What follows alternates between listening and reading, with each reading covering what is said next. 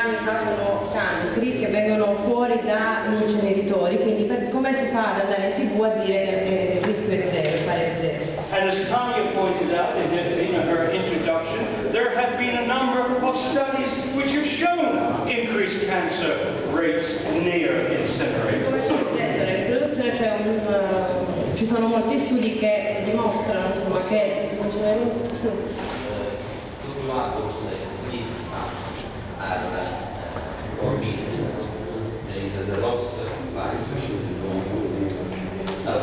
lo dico un attimo io.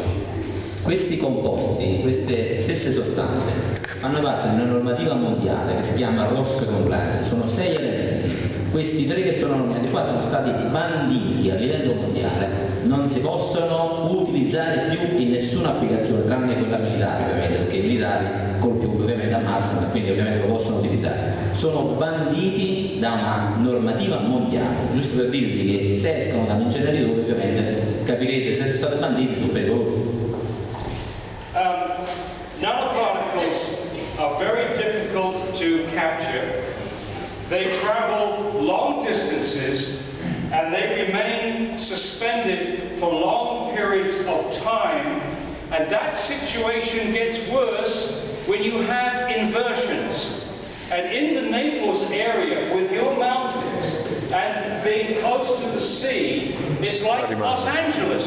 You have the air is trapped for long periods of time, so there's plenty of time for these nanoparticles to get into your body. Quindi la situazione ovviamente del pericolo delle nanoparticelle esiste, soprattutto in una città come Napoli, dice lui, dove comunque c'è una chiusura e quindi le particelle restano più a lungo basse e tutto chiuso e quindi si respirano più a lungo. Now the nanoparticles can get right to the end of the passage, of the lung passageway, right to the end, and the problem here is they're so small they can get straight through the lung membranes into the blood.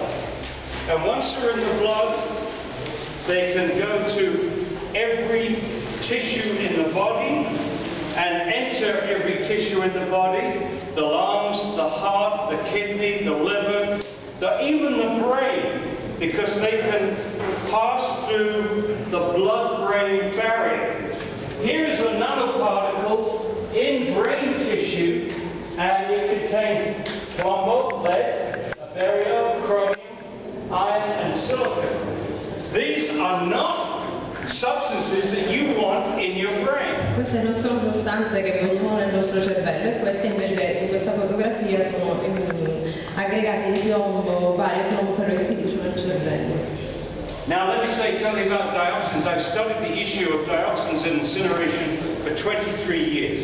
Ha studiato quindi diossina e incenerimento per 23 anni. Here's the first problem is that dioxins accumulate in animal fat, grazing animals, goats, sheep, cows, pigs, chickens. Allora, le diossine si accumulano nel grasso di capre, maiali, mucche, eccetera. In 1987, I wrote a paper which showed that 1 liter of cow's milk would give you the same amount of dioxin that you would get if you breathe the air next to the cow for 8 months. 1 liter equals 8 months of breathing as far as dioxin is concerned. Now, once the dioxins are in our body, we can't get rid of them. Or rather, the man can't get rid of the dioxins, but a woman can. By having a baby. So, a woman is accumulating these dioxins from her food for 20, 25, 30 years. Then when she has the baby, they move from her fat to the fetus in the 9 months. And that's why dioxins are so serious. We can add to that that dioxins interfere with hormones. They interfere with male and female sex hormones. They interfere with thyroid hormones, which interferes with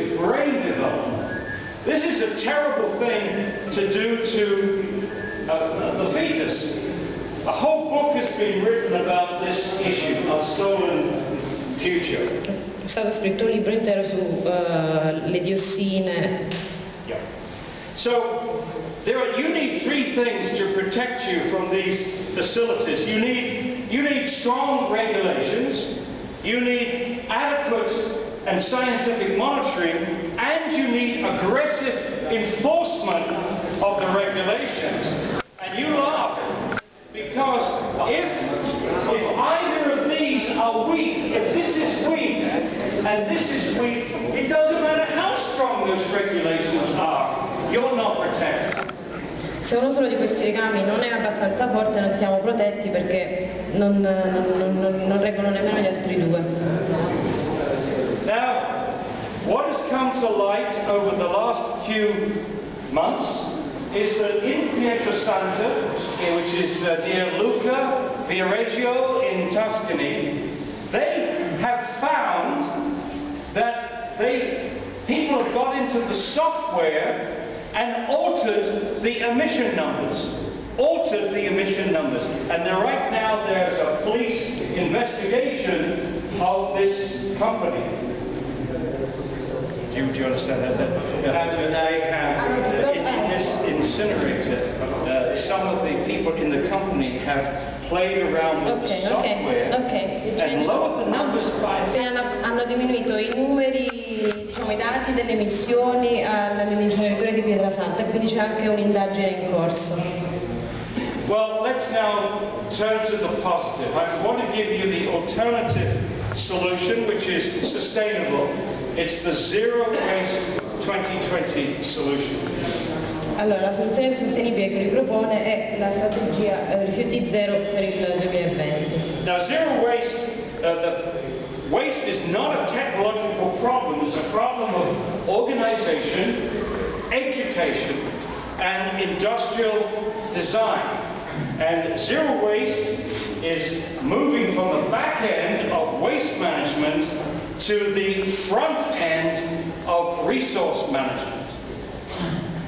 Quindi la strategia rifiuti zero. I wouldn't do that because it's so bloody obvious. Okay. Zero Waste 2020 says no to incineration and no to landfills. We need three things to get to zero waste. We need industrial responsibility a monte at the front end. We need community responsibility a valle. And we need good political leadership to put these two together. Yeah, you laugh.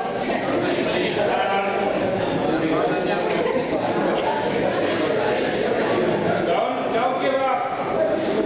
In the United States, we have a bumper sticker which says, when the people lead, the leaders will eventually follow. Allora, negli Stati Uniti hanno questo striscione in cui c'è scritto: quando la gente guida, the leader? When the people lead, eventually the leaders will follow. Forse i leader seguiranno. So basically, we have to be the leaders. The people have to be the leaders. Tanya has to be the leader. You have